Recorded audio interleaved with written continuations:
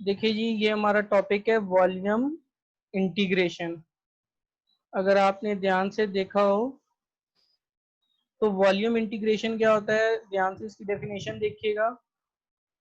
अच्छा, पहले तो वॉल्यूम इंटीग्रेशन से पहले थोड़ा सा इंट्रोडक्शन ये देना चाहूंगा कि हमने जो पीछे प्रीवियस जो सेमेस्टर है उसमें हम लोगों ने किया भी था ट्रिपल इंटीग्रेशन। ट्रिपल इंटीग्रेशन क्या होती है? एनी फंक्शन हुज इंटीग्रेट अवर वॉल्यूम, यानी कि एक ऐसा फंक्शन जिसको हम वॉल्यूम के ऊपर इंटीग्रेट करते हैं उसे कहते हैं वॉल्यूम इंटीग्रेशन। जस्ट लाइक आपको लाइन इंटीग्रल की एग्जांपल देता हूं। जो लाइन इंटीग्रल है हमारा वो क्या होता है? वो हमारा अलोंग एक जो कर्व होती है उसके अलोंग इंटीग्रेट होता है। सरफेस सरफेस में होता है। इसी तरह ही जो वॉल्यूम है आपका आपका जो फंक्शन होगा वो इंटीग्रेट ओवर वॉल्यूम होगा। हमने ये भी डिस्कस किया था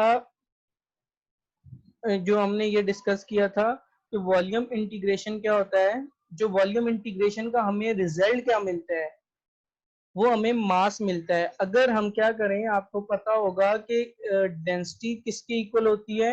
मास अपॉन वॉल्यूम। तो अगर हमारे पास वॉल्यूम जो है वो dv की फॉर्म में हो और रो जो है आपका एक फंक्शन की फॉर्म में हो, तो इन दोनों का मल्टीपल हमें क्या देगा? एक मास देगा। ये याद रखिएगा, ये हमने जो प्रीवियस पढ़ा था ये वो बात थी कि जो भी आप ट्रिपल इंटीग्रल जो होती है यानी कि वॉल्यूम इंटीग्रेशन जो होता है वो क्या देता है, यानी कि कोई सा भी फंक्शन होगा उसको हम किसके इंटीग्रेट करेंगे? वॉल्यूम के ऊपर इंटीग्रेट कर रहे होते हैं। जो हमें रिजल्ट मिल रहा होता है वो एज अ मास मिल रहा होता है। हम क्या कर रहे होते हैं? एज अ मास को कैलकुलेट कर रहे होते हैं। ये हमने प्रीवियसली डिस्कस किया था। अब डेफिनेशन में देखते हैं कि इसकी है क्या। हमारे पास एक फंक्शन होगा और वो फंक्शन में होगा F of one I plus F of two J plus F of three के। ये हमारे पास एक वेक्टर पॉइंट फंक्शन है और let B be the volume. B आपके पास क्या है? एक वॉल्यूम है। दोबारा सुनिएगा, इसमें भी वैसे ही करना होगा जैसे हम सरफेस इंटीग्रल में करते रहे हैं।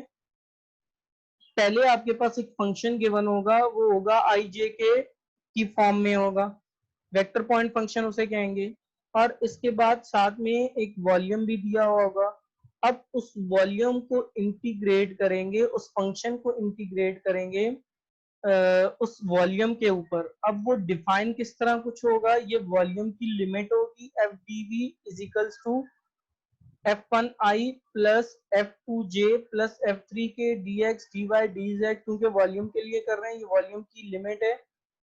अच्छा, सबसे ये थोड़ा सा वॉल्यूम की जो लिमिट है इसको हमने समझना पड़ेगा। वॉल्यूम की लिमिट थोड़ा सा हमारे लिए मुश्किल होगा, तो हम शुरू करते हैं। जो वॉल्यूम इंटीग्रेशन है, अच्छा, ये वॉल्यूम इंटीग्रेशन की अदर फॉर्म भी आपके पास इस तरह भी आ सकता है। ये आपके पास v लिखा हुआ है, ये v की इंटीग्रेशन है डाइवर्जेंट ऑफ f dv। ये भी आपके पास अदर फॉर्म में दिया हुआ हो सकता है।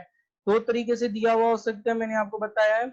एक तो आपके पास f1 f2 इस तरह भी दिया हो सकता है, या डाइवर्जेंट ऑफ f इसकी भी सूरत में आपको दिया जा सकता है।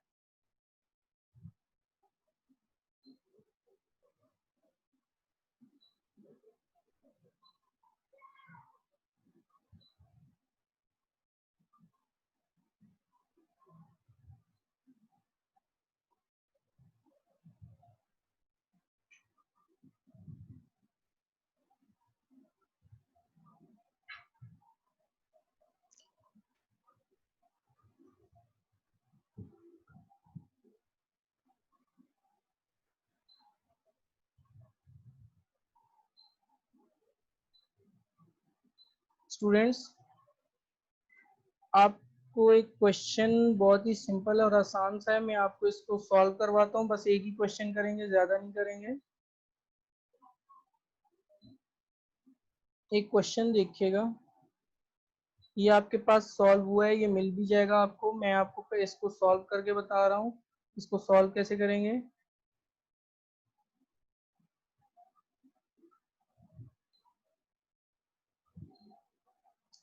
ये देखो हमारे पास एक इंटीग्रेशन दी होगी F of X Y Z. पहले बहुत सिंपल और आसान सा लेके चलता हूँ, इतना मुश्किल नहीं होगा। आई होप कि आपको समझ में आ जाए। वो होगा 1 के इक्वल। अब क्वेश्चन ये है कि आपने इसको करना है एवलुएट।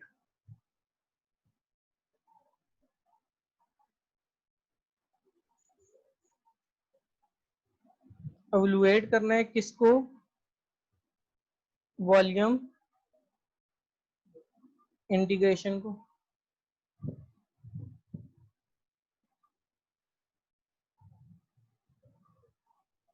एवलुएट द इंटीग्रल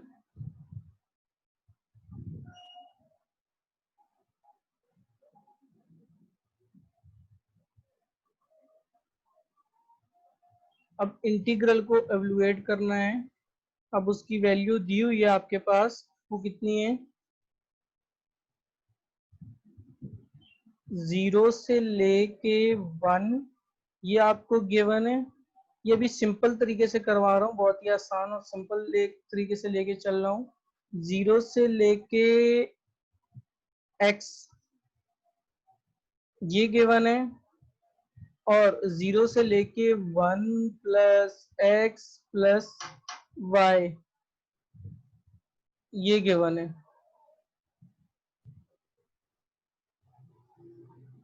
आपने क्या करना होगा, और साथ में ये गिवन भी है, ये सब चीजें आपको गिवन है।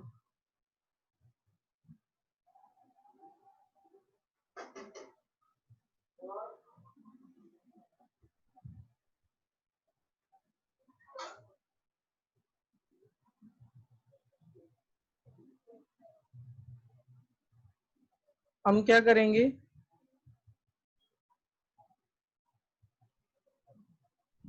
उसके बाद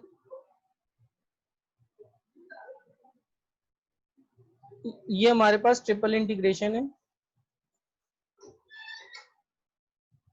ये 0 से लेके 1,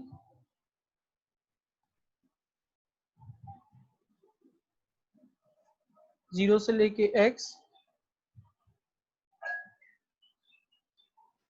0 से लेके, अच्छा ये सारी चीजें आपको गिवन होंगी। 1 प्लस एक्स प्लस वाई ये भी आपको गिवन है। आपको गिवन नहीं, आपको ये F of X Y Z ये भी गिवन है क्वेश्चन में। ये 1 के इक्वल है, ये +1 है। ये 1 के इक्वल है, यहाँ पे मैं 1 लिख रहा हूँ। पहले मैं इंटीग्रेट करूंगा डी जेड के रिस्पेक्ट से।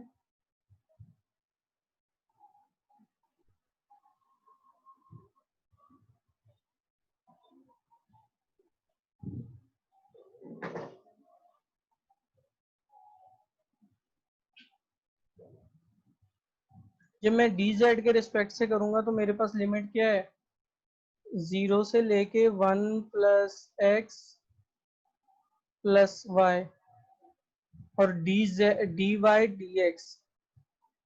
ये देखें, अगर कांस्टेंट होता तो मैं ऑर्डर चेंज कर सकता हूँ, लेकिन कांस्टेंट नहीं है, वेरिएबल फॉर्म में है, तो मैं उसका ऑर्डर चेंज नहीं कर सकता। पहले डी जेड फिर डी वाई फिर डी एक्स।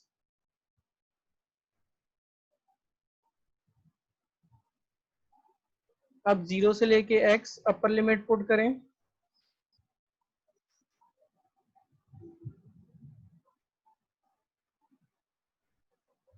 ये डी वाई डी एक्स। अब आप इसको डी वाई को अंदर मल्टीप्लाई करवाएं। 0 से लेके 1, 0 से लेके x। जब आप डी वाई को अंदर मल्टीप्लाई करवाएंगे तो ये हो जाएगा y, ये हो जाएगा एक्स वाई, और ये हो जाएगा y का स्क्वायर। ये हमारा है नेक्स्ट सेकंड स्टेप। अब लास्ट स्टेप में ये अब y के रिस्पेक्ट में कर रहे हैं तो सॉरी ये लिमिट इंटीग्रेशन होगी, ये लिमिट अप्लाई करनी है। लिमिट है 0 से लेके x, क्योंकि इंटीग्रेशन तो सिर्फ y के रिस्पेक्ट में है, वो हम लोगों ने कर दिए।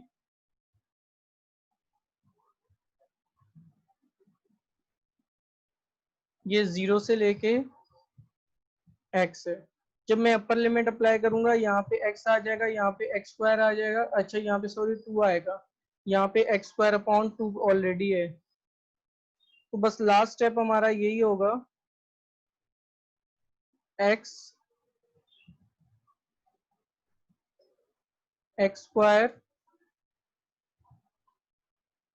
Square upon 2।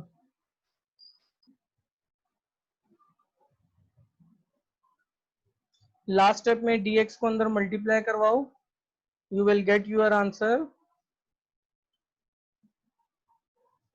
x cube upon 3, then ये हो जाएगा x cube upon 6। Now we apply limit 0 to 1, apply limit 1 upon 2, 1 upon 3 and 1 upon 6. If you will take a LCM, you will get answer 6 over 6. After cancellation, answer is 1. बस यहीं तक रखते हैं। अगर आपने स्टूडेंट काइंडली किसी ने कोई पूछना है तो आप जस्ट